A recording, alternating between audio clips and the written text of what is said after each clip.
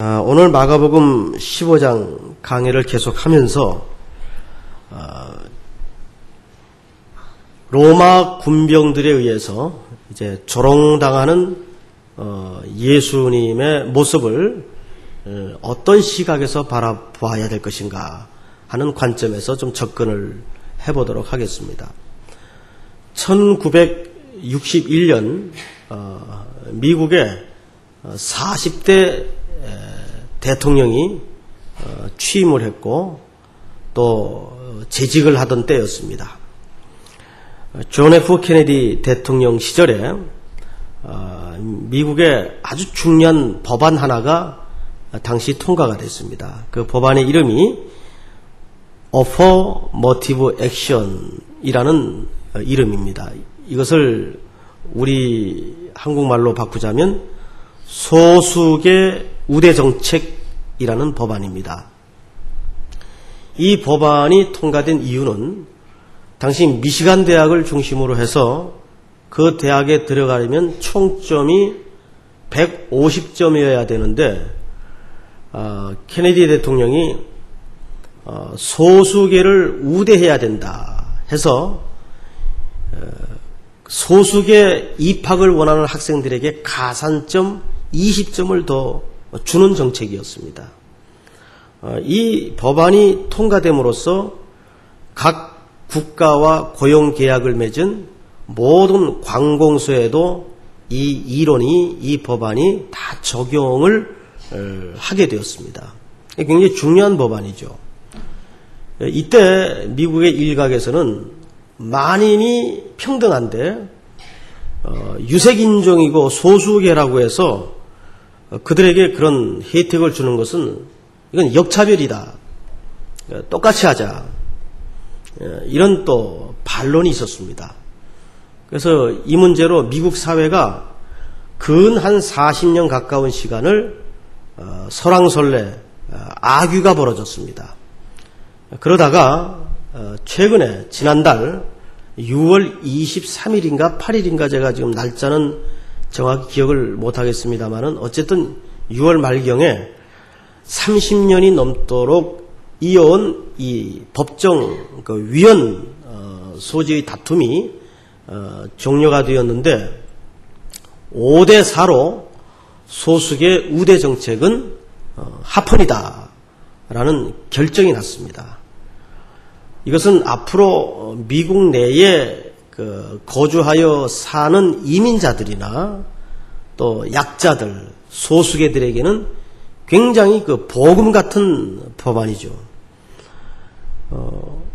오늘날 한국에도 이제 3D 업종에 대해서 자국인들이 기피하는 현상이 많아지는 만큼 지금 동남아 각지에서 우리나라에 들어와서 한국인들이 일하기 싫어하는 그 일터에 앉아서 이 산업의 근간을 끌고 가는 노동자들이 한 36만에서 40만 정도가 된다 그래요. 근데 한국 정부가 이들에 대해서 배려하고 또 호혜적인 시각을 가지고 돌봐주는 어떤 법률이라든가 사회 시스템은 아주 극악할 정도로 좋지 않습니다. 아주 극소수의 기독교 단체에서 또는 카톨릭 단체에서 이들에 대하여 관심을 가지고 돌아보고 살펴보는 일은 있습니다만은 거의 99%가 짐승 이하의 삶과 열악한 노동 환경 이런 비인격적인 모독행위를 곱씹어 가면서 거기서 버는 일부의 월급을 고국에서 눈이 빠지게 또 기다리고 있는 가족들에게 보내야 되는 그런 피할 수 없는 현실 때문에 참아내고 있는 외국인 노동자들이 참 많습니다. 저는 미국에서 잠깐 살아본 경험이 있기 때문에 미국 사회 속에서 사는 한인들이 그 한인들 밑에서 고용되어 일하고 있는 또 히스패닉 계통의 사람들이 얼마나 한인들에게 원한을 품고 이를 갈고 또 한인들의 그 비인격적인 자세나 태도에 대해서 마음 아파하는지 현장에서 너무 절실하게 느끼고 봤습니다. 도대체 오늘 이 본문을 놓고 저 목사가 웬 서론이 저렇게 기냐 하시겠지만은 오늘 설교 제목이 로마 군병들의 조롱입니다. 로마 군병들의 조롱. 오늘 설교의 타켓은 예수님에게 사실상 있지 않습니다.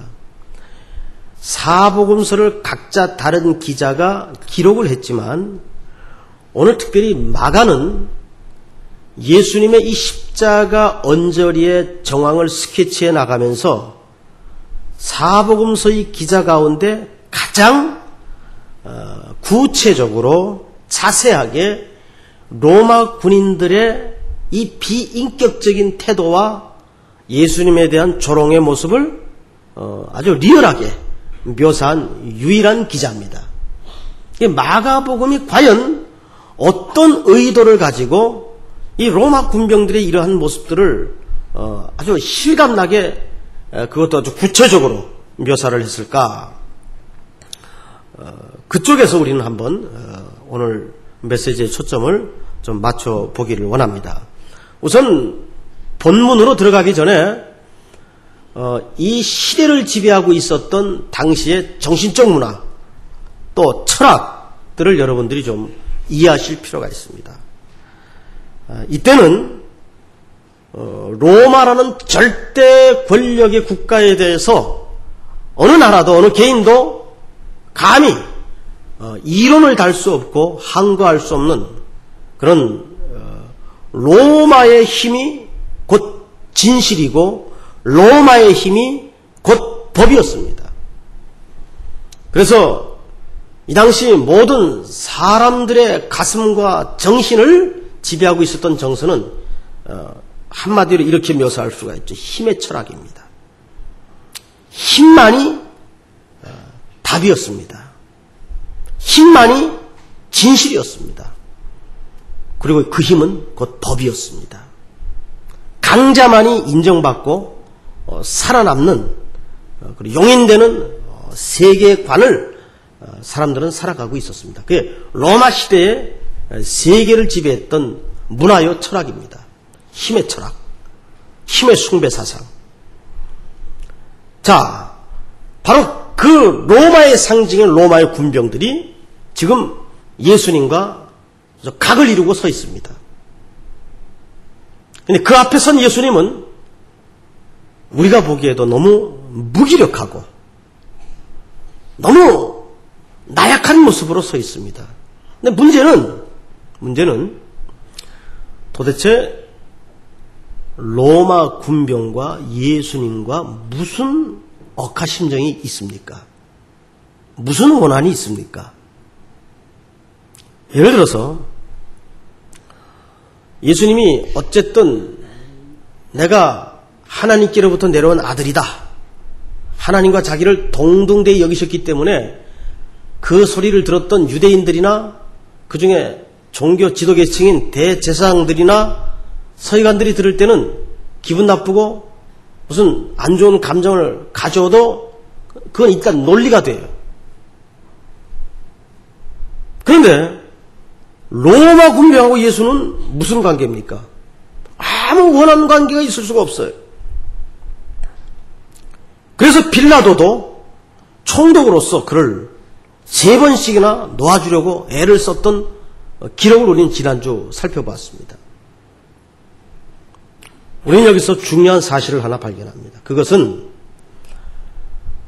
약한 자에 대해서 절대 강자로서의 상징을 가진 로마의 군병들이 무슨 짓을 하나 한번 보십시오. 오늘 16절을 보시면 군병들이 예수를 끌고 브라이도리온이라는 뜰 안으로 들어가서 온 군대를 모으고 예수에게 자색 옷을 입히고 가시면류관을 엮어 씌우고 예하여 가로되 유대인의 왕이여 평안할지어다. 그리고 때리고 침뱉고 온갖 모독스러운 일을 저질렀습니다. 이것을 마가 기자가 가장 구체적으로 기록을 하고 있습니다. 15장 전후로 해서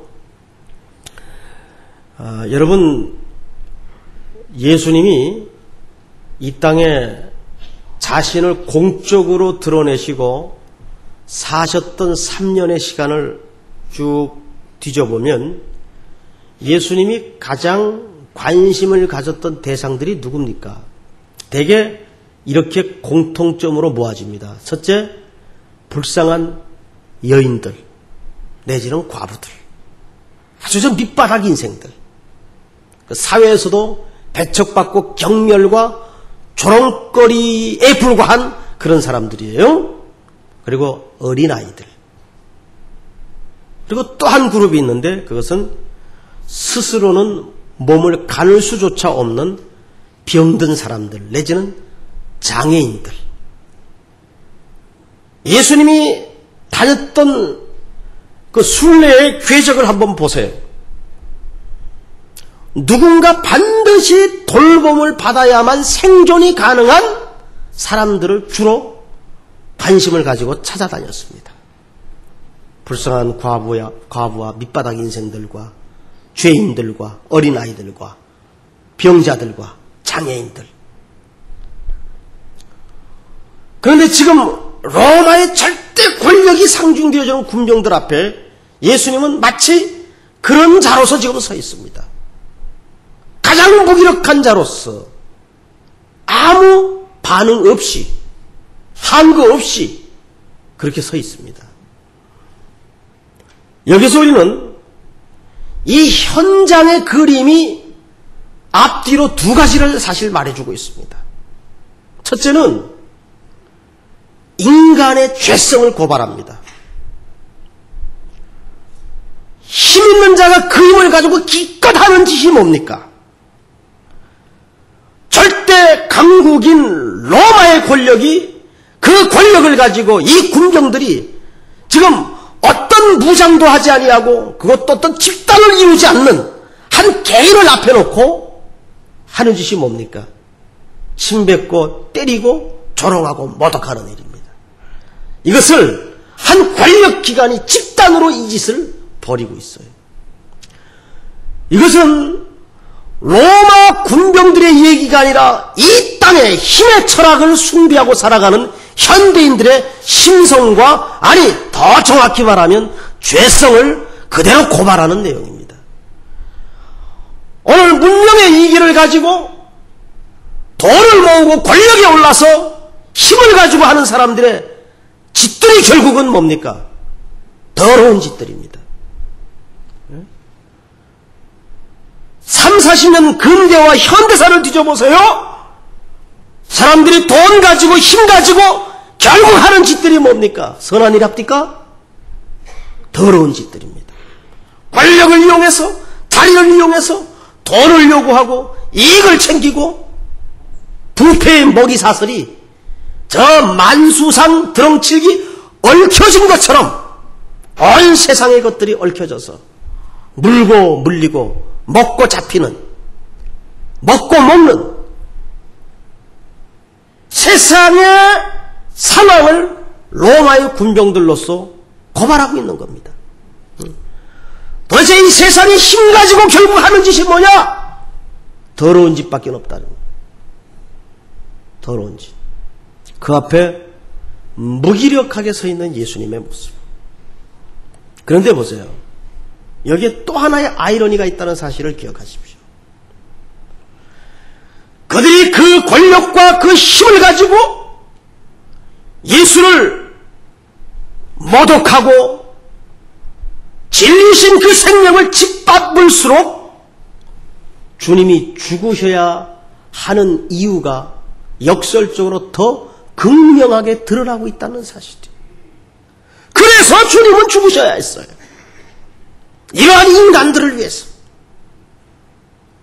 자기들은 힘써 예수를 조롱하고 휘몰아가고 때리고 그 힘을 가지고 놀이기감을 만드는 것 같지만 그 속에서 이 진리이신 예수님은 그들이 그렇게 극악무도하게 예수님을 대할수록 예수님의 죽으셔야 되는 이유가 그 십자가 지기 직전의 현장에서 더 극명하게 드러나고 있다는 사실이에요. 여러분, 로마서 1장을 한번 가보십시다. 로마서 1장.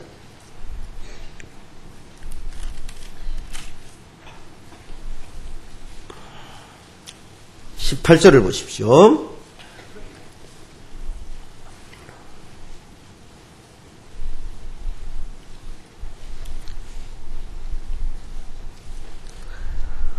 교독을 좀 하겠습니다. 하나님의 진노가 불의로 진리를 막는 사람들의 모든 경건치 않음과 불의에 대하여 하늘로 조차 나타나나니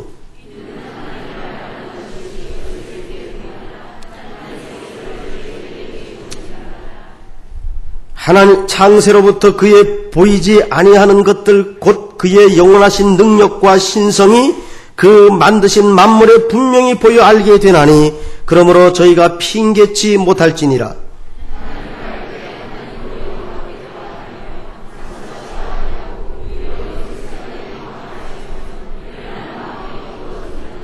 스스로 지혜 있다나 우준하게 되어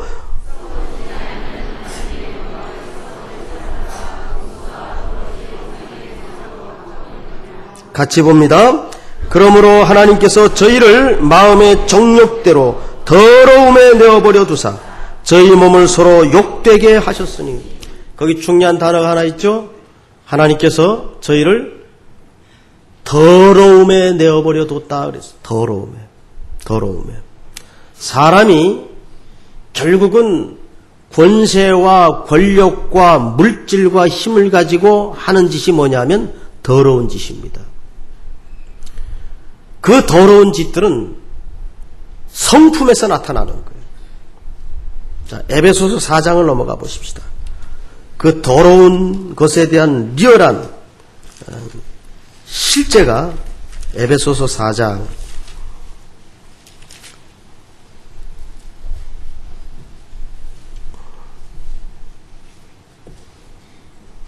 17절을 보세요. 제가 읽겠습니다.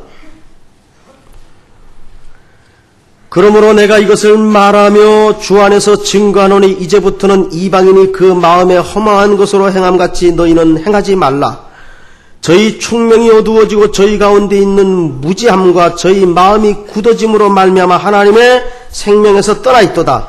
저희가 감각 없는 자 되어 자신을 방탕에 방임하여 모든 더러운 것을 욕심으로 행하되, 이 더러운 것을 욕심으로 행하는 이 전 내용이 어디에 관한 내용입니까? 마음과 우리 인격과 성품에 관한 내용입니다. 자, 보세요. 오늘도 십자가를 지시기 직전에 가장 비무장한 상태인 나약한 모습으로 서 있는 한 개인에 불과한 예수 그리스도를 놓고 온 군대가 모여서 그 한 사람을 어떻게 하는가를 보세요. 모독하고 때리고 침뱉고, 이것이 힘 있는 자들이 그 힘 가지고 기껏 하는 짓들이에요. 양태만 달랐지 오늘날도 힘 있는 자들이 그 힘 가지고 연약한 자들을 더 뺏어먹고 더 착취하고 더 갈취하고 더 못살게 봅니다. 더 어렵게 만듭니다. 그것이 이 사회에 우리가 어쩔 수 없는 구조예요.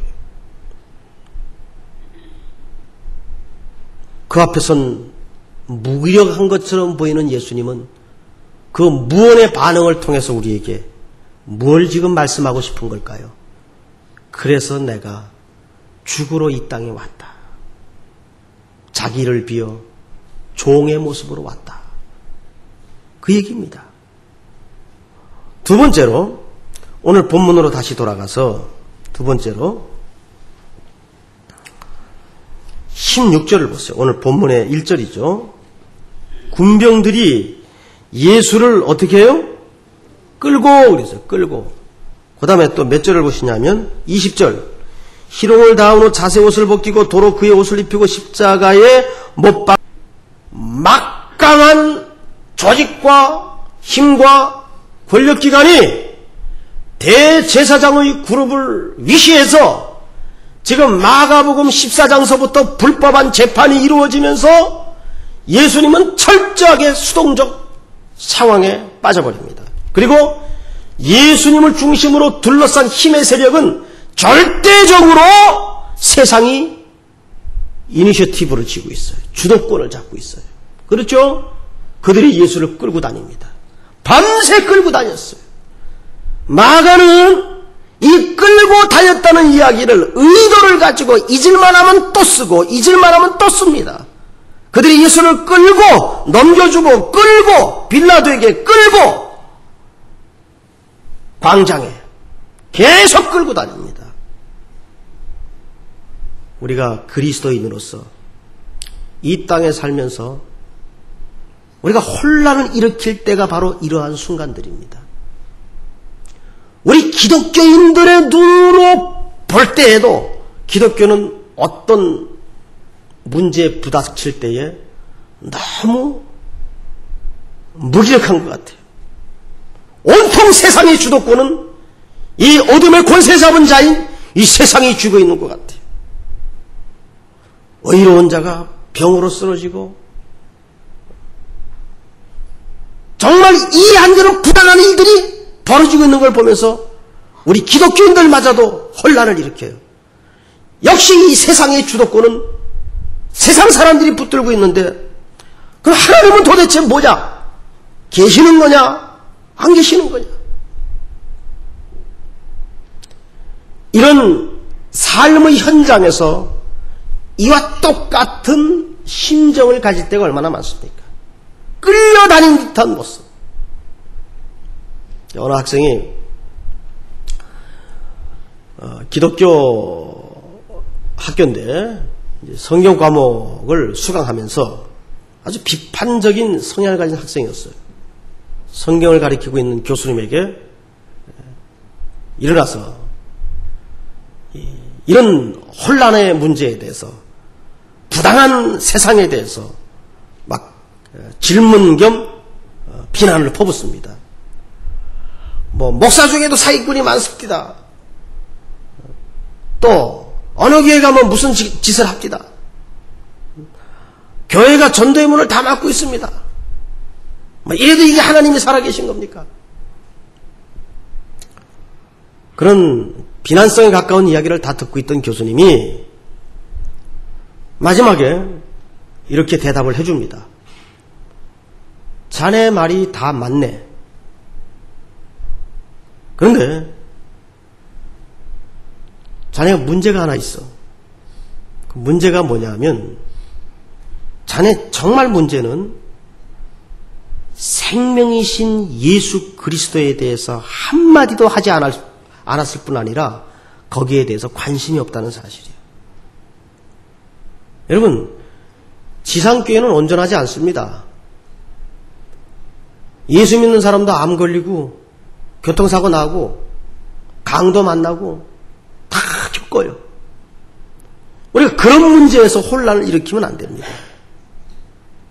문제는 우리가 그런 세상 사람들이 겪는 그 모순같이 보이는 고난의 문제에 대해서 기독교인들은 그런 게 없어야 된다는 이 잘못된 가르침의 문제예요.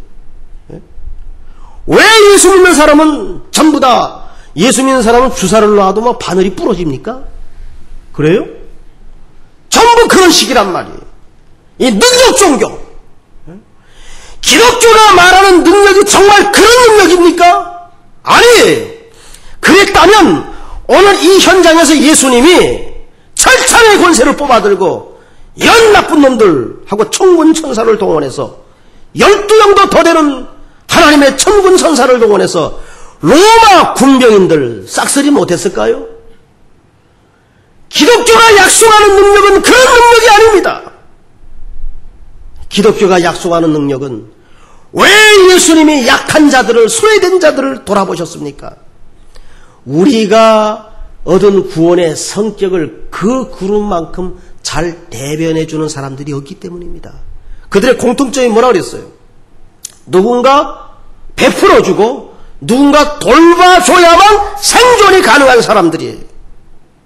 그건 뭘 우리에게 시사해 줍니까? 우리가 하나님께로부터 얻은 구원이 그 이상의 긍휼을 얻은 존재라는 말이에요.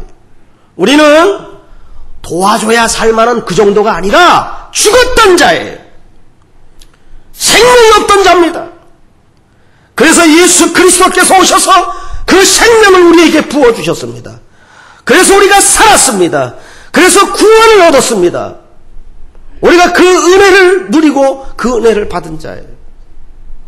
그래서 이 가난하고 돌봐야만 살아갈 수 있는 이 약한 그룹들을 돌아봐야 되는 이 책임은 구제나 무슨 윤리나 슈바이처가 말하는 어떤 그런 사회윤리적 책임이 아니에요. 그런 정도의 메시지가 아니라 이거는 그리스도인의 본능이어야 합니다. 본능. 왜? 내가 얻은 구원이 그 이상의 것이기 때문에. 하나님의 자비로운 마음을 통해서 예수 그리스도의 긍휼과 십자가의 대신 죽으신 사건이 없었다면 나는 존재하지 않기 때문이에요. 왜 기독교가 구제를 해야 되고 왜 기독교가 어려운 사람을 돌봐야 됩니까? 그건 윤리나 도덕적의 단순한 개념이 아니에요.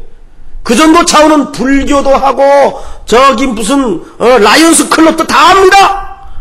그러나 기독교가 구제해야 되는 차원은 더 근본적인 복음의 구원의 메시지가 담겨져 있기 때문입니다.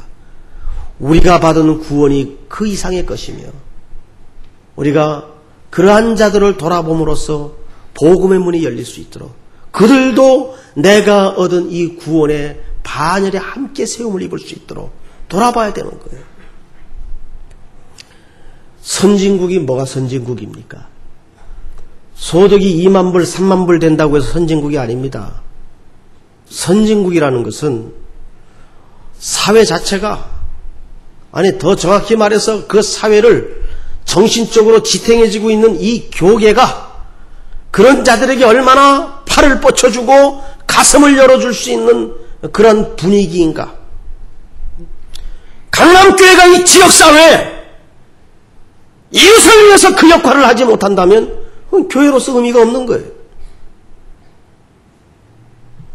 그건 책임보다 더 중요한 교회의 본질이어야 됩니다. 본능이어야 됩니다.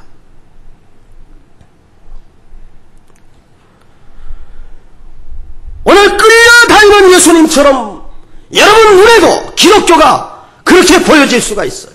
그렇게. 그러나 예수님은 그 가운데에서도 일관되게 하나님이 이 인류를 위해서 계획해 놓으신 프로그램을 따라서 묵묵히 그 고난의 잔을 그대로 받습니다. 오늘 23절 마지막 절을 보십시오.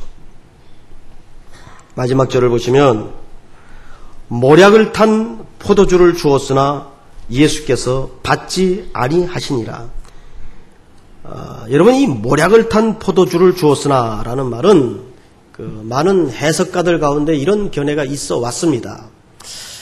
이제 예수님이 받으실 그 십자가의 고통이 너무 엄청난 고통이기 때문에 일말의 자비를 베풀어서 그 고통을 좀 면케해 주려고 로마 군병들이 모략을 포도주에 타서 건네준 것이다. 그럼에도 불구하고 예수님은 그 고난을 스스로 감하지 않기 위해서 온전히 그 고난을 그대로 다 온몸으로 체득하기 위해서 그 잔을 거절한 것이다. 이렇게 해석하는 분들도 있습니다. 저도 이 본문을 가지고 많은 시간을 씨름했어요. 그런데 여러 자료를 종합한 결과 이 23절의 내용은 지금 방금 설명한 그런 이해에서의 내용이 아닙니다. 뜻밖에도 이 모략은 우리가 상식적으로 알고 왔던 것처럼 마취제가 아닙니다. 모략은 마취의 성격이 없대요. 그러면 모략을 탄 포도주가 뭐냐? 로마 군병들이 지금 예수를 넘겨받아 일관되게 예수님에 대해서 불렀던 호칭을 잘 염두에 두십시오. 빌라도의 재판장에서부터 이 로마 군병들을 중심으로 예수님을 가리켜 정치적인 용어를 씁니다. 유대의 왕이냐? 라는 말을 씁니다. 그 말은 지금 이 모략을 탄 포도주를 예수님에게 주었다는 것은 그 로마 군병들이 십자가에 달려 죽으실 예수님에 대한 일말의 어떤 자비를 베푸는 그 고통을 감해주고자 하는 그런 의미가 아니라 희롱의 연속입니다. 희롱의 절정입니다. 왜냐하면 그 요세푸스의 문화 배경사를 보면 이 모략을 탄 포도주는 왕에게 잔을 올릴 때 극상품에 해당하는 내용들입니다. 왕에게 잔을 올릴 때에는 반드시 포도주에다가 모략을 타서 최고의 칵테일을 만들어 왕에게 그 잔을 드립니다. 곧 23절의 이 내용은 일관되게 네가 유대인의 왕이냐라고 신란해 조롱해왔던 로마 권력의 최종적 희롱의 절정입니다. 네가 왕이면 이 잔을 받아라. 이 잔을 받아라. 그러나 주님은 그 잔을 받지 않습니다. 그리고 끝까지 하나님이 인류의 구원을 위해서, 아니 나의 구원을 위하여 계획해 놓으신 그 마지막 죽음의 쓴 잔을 그대로 받습니다. 저는 여기서 그 예수님의 어느 누구도 흉내낼 수 없는 숭고한 십자가의 순결성을 발견합니다. 여러분, 사람 사랑이라는 게요, 그렇잖아요. 사람의 사랑도, 사람의 어떤 베품도 죄송한 얘기지만 다 자기 이익 때문에 합니다. 그게 물질적인 이익이든 아니면 명예적인 이익이든 칭찬으로 돌아오는 이익이든 다 이게 순수하지 못해요. 아까 로마서나 에베소서에 인간의 마음을 어떻게 정의합니까? 인간은 힘써 하는 일이 더러운 일밖에 없습니다. 어느 교도관이 죄수 하나를 참 딱하게 봤어요.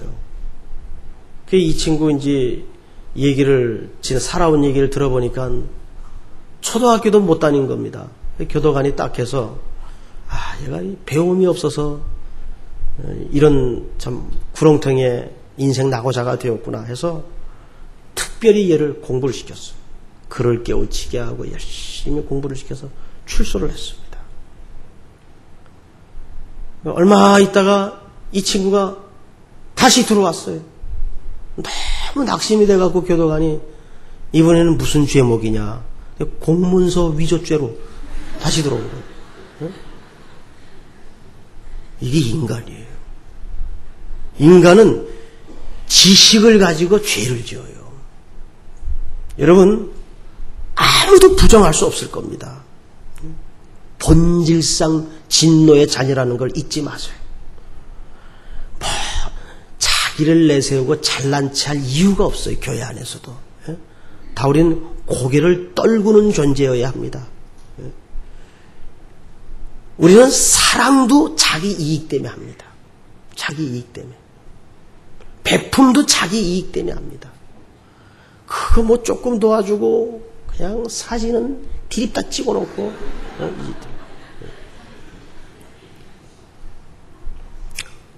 저런 거 안 했으면 좋겠어요. 우리 예수님처럼 우리가 예수님의 발꿈치는 못 따라가더라도 흉내내야 될 거 아니야. 주님은 자기가 우리의 죄값을 대속하기 위해서 십자가 지시는 문제를 어떤 조건도 달지 않았어요. 정말 바보 같으셨어요. 바보 같으셨어요. 그냥 그대로 받습니다. 그래서 이 하나님 아버지의 택한 내 형제들이 살 수만 있다면. 근데 그 호의와 그 베품마저도 뭔가 자기가 한 것처럼 조작을 하려는 게 인간의 지저분한 꾀입니다. 지저분한 꾀. 침묵하는 어린 양. 그게 이사야서 53장의 좋은 노래 아닙니까? 잠잠하여 그 입을 열지 아니하였도다. 우리는 조금 억울하면 난리가 나잖아요. 어떻게 교회에서 나를 이럴 수가 있냐고 그러고. 아이고, 참 대단합니다. 정말 영원한 철부지들이 많아요. 영원한 철부지들. 왜 자꾸 옆에 사람은 봐요? 우리 기도하십시다. 기도하십시다. 우리 합심해서 기도하십시다. 오 하나님, 오늘도 이 십자가 앞에 묵묵히 세상 권력의 총화인 로마 군병들에 의해 조롱당하는 예수님, 그 입을 열지 않으시던 예수님의 모습 속에서 나에게 임한 구원과 또 구원받은 백성으로서 내가 약자와 힘없는 자들에 대해서 어떤 가슴을 가져야 될 것인가를 다시 한번 회복케 하여 주시옵소서. 우리 이 시간 다 같이 한음성으로 통성으로 기도하십시다. 사랑하시는 아버지 하나님, 은혜를 감사합니다. 오늘도 십자가의 앞에서 세상 권력의 촛불이 앞에 순환과 고난을 당하시는 주님, 긍휼히 여겨주시옵기를 간절히 원합니다. 우리는 입을 열 수가 없는 존재입니다. 웬 사랑으로 웬 은혜로 우리를 구속하셔서 하나님의 아들, 딸을 삼으시고 오늘도 이 복된 구속을 체험케 하시며 나누게 하심을 진심으로 감사합니다. 아버지여, 긍휼히 여겨주시옵기를 원합니다. 고개를 떨굴 수밖에 없는 죄인들입니다. 긍휼히 여겨주시옵기를 간절히, 불쌍히 여겨주시옵기를 원합니다. 우리 모든 마음속에 아직도 이 땅에 소외되고 버림받은 자들에 대한 관심을 가지게 하시고 하나님의 영광을 위해서 온전히 드러내는 그때 심령들이 되도록 인도하여 주시옵소서. 사랑하시는 하나님 아버지, 로마 군병들이 그 힘을 가지고 기껏 한 일이 더러운 일입니다. 그 앞에 그래서 죽으셔야 했던 예수님의 그 침묵 속에 웅변하시는 메시지를 오늘도 쟁쟁히 귀 기울여 들으면서 우리에게 임한 이 구속을, 이 은혜를 온 땅에 어렵고 힘없고 소외되고 버림받은 자들을 향해서 가슴을 여는 순종으로 열매 맺게 하여 주시옵소서. 예수님의 이름으로 기도드리옵나이다. 아멘.